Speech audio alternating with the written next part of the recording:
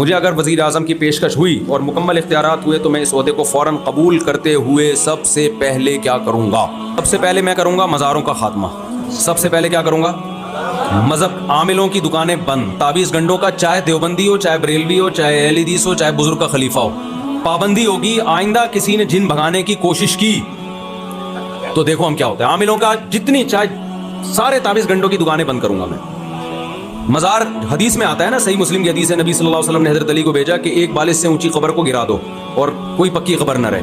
کوئی پکی قبر نہیں رہے گی کیونکہ بیسک تو اسلام کی توحید ہے نا، وہی نہیں ہے تو پھر کیا فائدہ. دوسرے نمبر پہ عاملوں کی دکانیں ساری بند.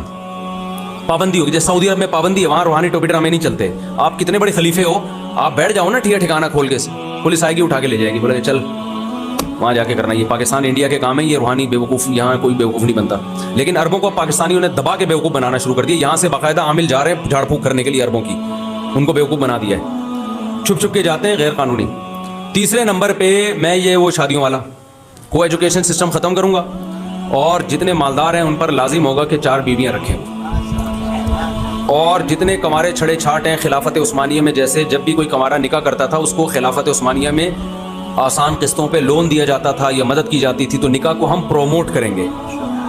نکاح کو ہم پروموٹ کریں گے کہ جو چھڑا کرنا چاہتا ہے تو جو ہے وہ وغیرہ وغیرہ. اچھا، اس میں یہ ہوگا کہ جب سب 4 شادیاں کریں گے، لڑکیاں مارکیٹ سے کیا ہو جائیں گی؟ چھاٹ ہو جائیں گی. تو جو چھڑے چھاٹ کو ایک بھی نہیں مل رہی وہ کیا کرے گا؟ پھر تو نہیں ملیں گی. بہت سے کمارے چھڑے چھاٹ ہوں گے تو پھر ہم ان کو باہر امریکہ بھیجیں گے انگریز لڑکیوں سے شادیوں کے لیے. جاپان سے بھائی ہم دوسرے ملکوں سے مذاکرات کریں گے کہ بھائی ہمارے ہاں مالداروں نے 4 رکھ لی ہیں، یہ بیچارے غریب لوگ بیٹھے ہوئے، ان کو ایک بھی نہیں مل رہی. تو پھر جاپان سے کنٹینر بھر کے آئے گا، بیویاں امپورٹ ہوں گی وہاں سے، ٹھیک ہے نا. تو چینگ پونگ پھر چانچی یہ چائنیز سے اس طرح کی چیز آئے گی، کیونکہ ان کو اچھے شوہر نہیں مل رہے. ان کے یہاں یہ بڑا مسئلہ ہے. ان لوگوں کے یہاں بھی مسئلہ ہے، گورا شادی بدی تھوڑی کرتا ہے. تو وہاں جو بھی پھر دھڑا دھڑ اسلام سے، پھر سارے گورے کمارے رہ جائیں گے.